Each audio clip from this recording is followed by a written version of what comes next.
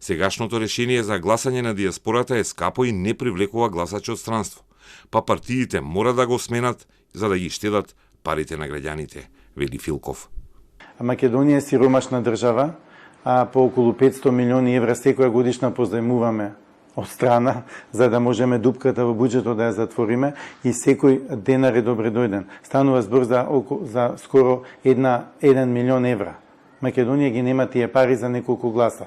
Нека се свати, нека се направи една анализа на трошоците, на ефектите и нека се види на крајот дали тие толку гласа се битни за таа сума.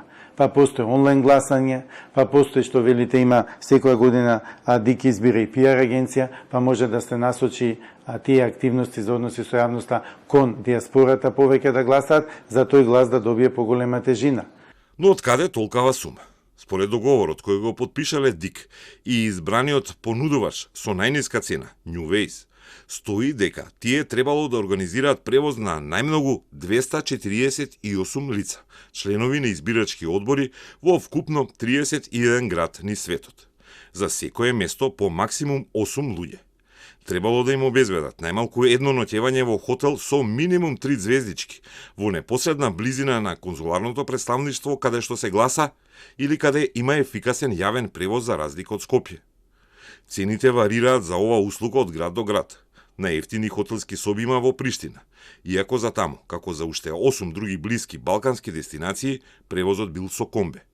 Но членовите на тој избирачки одбор во Приштина ги нема на списокот за сместување. Најскапи хотелски соби има во Абу Даби и во Осло. Кога прашавме во ДИК ни одговорија дека фактурата од Newways им стигнала и била пониска за 40% од патувањата на избирачките одбори на претходните избори.